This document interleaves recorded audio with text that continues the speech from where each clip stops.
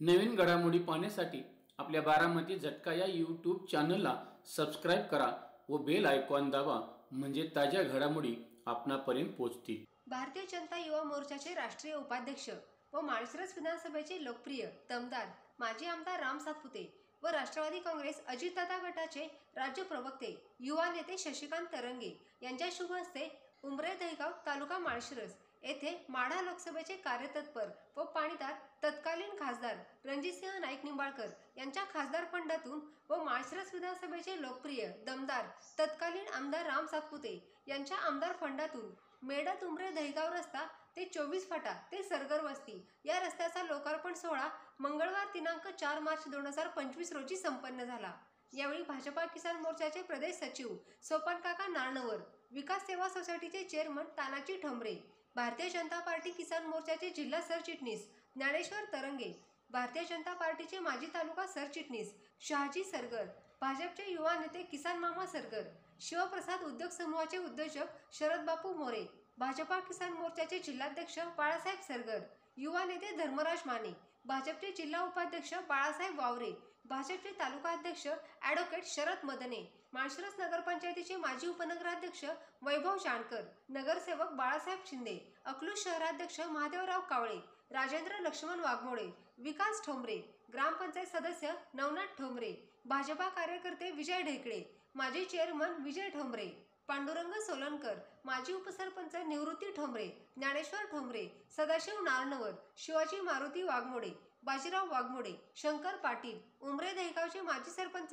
राजेंद्र रणदिवे, शंकर सरगर, रामभाऊ सरगर, लक्ष्मण सरगर, विष्णू सरगर, अक्षय सरगर, विलास मदने, नवनाथ ढोबळे, विठ्ठल ठोंबरे, माधव ठोंबरे, केशव ठोंबरे आदी ग्रामस्थ उपस्थित होते। लोकप्रिय दमदार माजी आमदार राम सातपुते व युवा नेते शशिकांत तरंगे यांच्या शुभ हस्ते रस्त्याचे उद्घाटन संपन्न झाल्यानंतर जिप्सीमधून रस्त्यापासून सरगर परिवार यांच्या निवासस्थानापर्यंत भव्य मिरवणूक काढण्यात आली।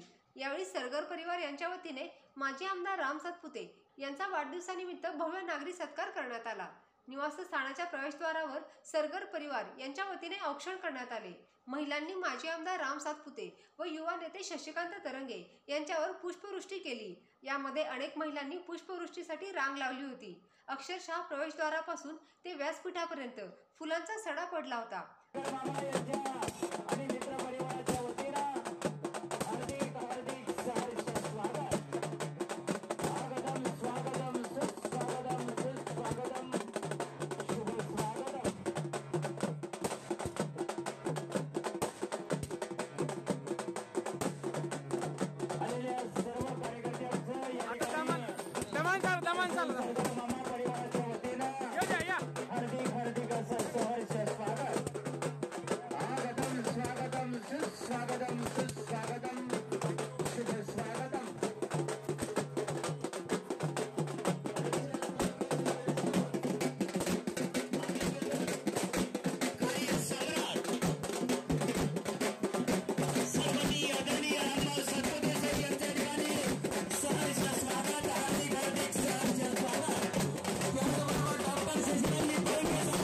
सदरच्या कार्यक्रमाला परिसरातील नेते, कार्यकर्ते, मित्रपरिवार, नातेवाईक व ग्रामस्थ मोठ्या संख्येने उपस्थित होते। या कार्यक्रमाचे सूत्रसंचालन श्री विठ्ठल सूर्यवंशी सर यांनी केले होते। यावेळी भारतीय जनता युवा मोर्चाचे राष्ट्रीय उपाध्यक्ष व माळशिरस विधानसभेचे लोकप्रिय दमदार माजी आमदार राम सातपुते उपस्थितांना मार्गदर्शन करताना म्हणाले, कार्यक्रमाचं मार्केट सूत्रसंचालन कोण करतोय त्यांनीच आमच्या तालुक्यातले डॉक्टर साहेब सूर्यवंशी साहेब एक प्रख्यात सूत्रसंचालन करणारे आहेत।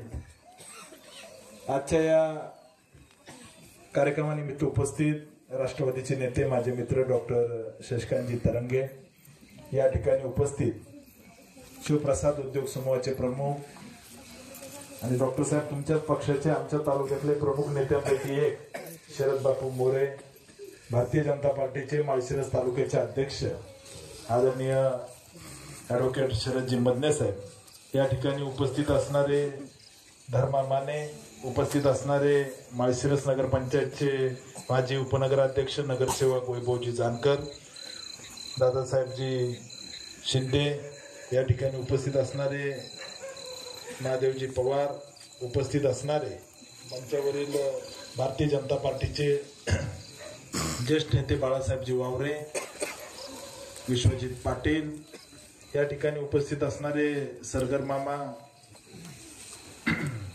खरं तर इतका मोठा कार्यक्रम आहे आणि गेली अनेक वर्षापासून जे भारतीय जनता पार्टीचा झेंडा खांद्यावर घेऊन काम करतात आमच्या तालुक्याचे नेते, माजी तालुका अध्यक्ष आणि किसान मोर्चाचे प्रदेश सचिव, आज सोपान काका आपल्या या कार्यक्रमाला प्रकृतीमुळे येऊ शकले नाही. असे या भागातील सर्व ग्रामस्थ माता भगिनी बंधूंनो, आज खऱ्या अर्थानं मागच्या 5 वर्षामध्ये जे काम केलं त्या कामाची पावती म्हणून डॉक्टर साहेब, आम्ही हे 5 वर्ष जरी नारळ फोडत राहिलो तरी आमची कामं संपणार नाही, इतकी कामं आम्ही मागच्या 5 वर्षामध्ये केलेत. ज्या भागाला कधीही या ठिकाणी या तालुक्यातल्या प्रस्थापितांनी रस्ते दिले नाही, ज्या भागाला या ठिकाणी कधी विहीर भेटली नाही, अशा सगळ्या भागाला न्याय देण्याचं काम मागच्या 5 वर्षामध्ये मी केलं. मला शहाजी सरगर यायचे आणि भेटायचे की आमचा रस्ता भाऊ झाला पाहिजे. मी म्हटलं किती पैसे लागतील? ते म्हणले बराच लांब आहे, आम्हाला बऱ्याच लांब गाड्या लावून यावं लागतात, मुलींचे शाळेला येणाऱ्या सगळ्यांचे हाल होतात. मग मी माझ्याकडून 10 लाख रुपये आणि खासदार साहेबाकडून 10 लाख रुपये असा 20 लाख रुपयाचा आपण ज्या रस्त्याने आलो हा रस्ता केला. मुळात हा रस्ता म्हणजे फक्त आपल्याला आता चांगला दिसतोय, परंतु लोकांच्या वेदना या रस्त्यामध्ये आहेत. अनेकांना त्या ठिकाणी दुधाची केंद्र घेऊन जाताना हाल झाले, मुलांना शाळेत जाताना, लहान मुलं कधीतरी सटकून शाळेत जाताना पडत असतील, असे अनेक हाल या भागातल्या जनतेने पाहिले. आणि हा रस्ता आज पूर्ण झालाय. याला ग्रामा नंबर असेल तर बजेटमध्ये आपण याला डांबरी रस्ता करू. त्यामुळे येत्या काळामध्ये या भागातले प्रश्न आपण सोडवू. आपण डॉक्टर साहेब या भागातले नाही तर तालुक्यातला असा एकही रस्ता नाही, जवळजवळ 90% रस्ते मी मागच्या 5 वर्षात पूर्ण केले. म्हणजे आमचे सोपान काका मला सांगायचे, भाऊ काही झाला तरी आमचा मेडद उमरे रस्ता झाला पाहिजे. आपण त्याला 5 कोटी रुपयाचा निधी टाकला. येळू मेडद जो रस्ता आहे त्याच्यासाठी आपण निधी टाकला. म्हणजे पुन्हा उमरे तिरवंडी रस्ता असेल त्याला निधी टाकला. तिकडं बर्ने मामांनी आमच्या उमऱ्याला आणि इंदापूर तालुक्याला जोडणारा पूल जो आहे तो मामांनी मागच्या सरकारच्या काळामध्ये पूर्ण केला. त्यामुळे अशी अनेक कामं मागच्या 5 वर्षामध्ये करण्याचं पुण्य मला या ठिकाणी, हा तालुका लाखो वारकऱ्यांच्या पदस्पर्शाने पावन झालेला तालुका आहे. इथं माऊलीची पालखी जाते, तुकाराम महाराजांची पालखी या भागातून जाते आणि शिंगणापूरला या ठिकाणी अनेक कावडी आमच्या तालुक्यातून जातात. त्यामुळे हा तालुका अनेक पुण्यवंत लोकांच्या पदस्पर्शाने पावन झालेला तालुका आहे आणि या तालुक्याची सेवा करण्याची मला संधी भेटली. तुम्ही डॉक्टर साहेब म्हणले की बंगल्यावर गेलं की गडी तिकडचाच होतो, परंतु मागचे 5 वर्ष मी थाट राहिलो. मी रबरी शिक्का झालो नाही. यांचं दुखणं काय की यांना सह्या केलेले लेटर हेड पाहिजे होते. मी कधी एकही लेटर सह्या केलेलं दिलं नाही. मी माझ्या मनाने निधी टाकायचो. हा माहिती आहे गावाला कधी निधी कुजून मेले की लोक, कधी काही संबंध नव्हता. परंतु मी तालुक्यातला असं एकही गाव नाही की ज्याला असा निधी टाकला नाही, असं एकही गाव ठेवलं नाही. मी माझ्या मनाने स्वाभिमानाने मागची 5 वर्ष राहिलो. समोरचा गडी म्हणायचा डॉक्टर आमच्या की यांना काय 5,000 राम भाऊला गुंडाळून टाकू, परंतु 18व्या फेरीपर्यंत आम्ही फेस आणलो होता. यांना बीपीच्या गोळ्या खात होते, बीपी शुगरच्या गोळ्या सुरू केल्या होत्या, कारण या ठिकाणी त्यांना लक्षात आलं की आपला पराभव 100% होणार आहे. परंतु ठीक आहे, आम्ही कमी पडलो. या उमरे गावाने आम्हाला 900 मतं दिले, त्यांनी आपल्याला 150 धरले होते, बरोबर ना? आम्हाला किती धरले होते? 150. आम्हाला 900 मतं पडले. 31 मतं आम्ही 100% पुढे गेलो असतो, परंतु काही लोकांचे 34 मतं आमच्या इकडे तिकडे गेले, म्हणून आम्ही त्या ठिकाणी अपक्षाला गेले. नाही तर आम्ही 100% या गावातून लीड घेतलं असतं. कारण या गावातल्या लोकांना माहितीये की रामभाऊनी काम केलं. डिपी जळाली, भाऊ डिपी जळाले. एखादं पेशंट गोरगरीब असलं, सोपा काकाचा फोन आहेच मला. त्याच्यामुळे या भागातल्या जनतेचे प्रश्न अनेक वर्ष शहाजी सरगर असतील किंवा आमचे बापू असतील, यांनी फार चांगलं काम या भागामध्ये केलंय. त्यामुळं इथल्या जनतेचे प्रश्न आपण सोडवले. आता मागच्या काळामध्ये मी एक फडणवीस साहेबांकडून जलयुक्त शिवारमधून या तालुक्यामध्ये जवळजवळ खूप बंधारे मंजूर करून घेतले. आता त्याचं उद्घाटन हे करत सुटल्यात. म्हणजे मोहिते कधी जमिनी नव्हतेच, परंतु मी मंजूर केलेले बंधाऱ्याचे उद्घाटन करायला आता हे वड्या नाल्याने फिरायला लागले. कारण पुरंदरमध्ये काल कार्यकर्त्यांनी सांगितलं की भाऊ हा बंधारा आपण मंजूर केला आहे. मी म्हणलं माझ्यामुळे निदान वड्याने तरी फिरायला लागलेत. नाही तर काही जमिनी नव्हते. यांच्या हिरवळी लोक 4-4 तास जाऊन बसायचे, भेटत पण नव्हते, हुंगीत पण नव्हते लोकांना. आता बारशे करत फिरायला लागलेत. लहान लेकराचं बारसं जरी असलं तर फिरायला लागलेत. मी लढणारा कार्यकर्ता आहे, त्यामुळं मी स्वाभिमानी आहे. मला पत्रकारांनी नागपूरमध्ये विचारलं की हे इकडे आले तर कसं, मग तुमचं काय व्हायचं. मी म्हणलं मी आयुष्यात मोहितेंच्या मांडीला मांडी लावून कधीच बसणार नाही, राजकारण सोडून पण कधी बसणार नाही, कारण मी लढणारा माणूस आहे. मुळात काय झालं, इथलं जे आता उमेदवार आहे लोकांना आता लक्षात आलं हे एकच आहे. पूर्वीपासून सुमित्राच्या विरोधात आंदोलन करायचं, रातच्या बॅगा घेऊन यायच्या, आंदोलन संपलं केस यायला हे लोक, बरोबर ना. काय म्हणतात राव, होते नाही आंदोलन तुम्ही. याचं कारण असं की इथली जनता त्या ठिकाणी अंधविश्वास ठेवला होता लिडरशिपवर, परंतु हे मॅनेज होते. आज ते लोकांना लक्षात आलं, कारण इथल्या जनतेने सुभाषांनापासून प्रचंड संघर्ष केलेला आहे. ही जनता लढणारी जनता आहे. आणि दुर्दैवानं म्हणजे तालुक्याच्या सगळ्या भागातून, तिकडं रवी तात्या पराडे म्हणून बाबुळगावला होते ते लढायचे, इकडं मळवलीमध्ये ते वकील साहेब होते. सगळ्या भागामध्ये सगळ्या समाजाची लोक, एका समाजाची नाही सगळ्या जाती धर्माची लोक या प्रस्थापित असणाऱ्या मुजोर व्यवस्थेच्या विरोधात, सरंजामशाहीच्या विरोधात लढत होती. परंतु दुर्दैवानं एक डमी माणूस मोहितेंनी समोर उभा केला, ज्याच्यावरती दुर्दैवाने लोकांनी विश्वास ठेवला. परंतु या सगळ्या लोकांची फसवणूक करायचं काम या समोरच्या उमेदवारांनी केलं.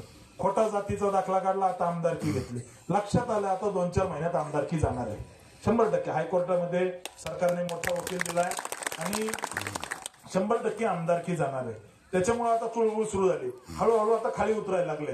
म्हणजे काही पण म्हणायचं, कुणावरही काही, अजितदादांना आरोतुऱ्यात बोलायचं, फडणवीस साहेबांना आरोतुऱ्यात बोलायचं. म्हणजे मला तर बोलू द्या, समजा मी त्यांच्या मुलाच्या वयाचं आहे, मला काही फरक भोकं पडत नाही, पण खाली उतरायचं, अतिशय अश्लील भाषेमध्ये बोलायची ही यांची सवय. परंतु त्यांना माहितच नाही राम सातपुते गेले. काल माझ्यावर बोलले, आमच्या नागेश वाघमोडेने उत्तर दिलं. आम्ही ठरवलंय कुणाला किती लेवलमध्ये ठेवायचं, त्याच्यामुळे मी त्याच्यावर बोलणार नाही. परंतु एक पक्क सांगतो की या भागाने जो संघर्ष केलाय तालुक्याने या प्रस्थापित मुजोर व्यवस्थेच्या विरोधात, त्याचा एक चेहरा म्हणून मला लढण्याची संधी पार्टीने दिली.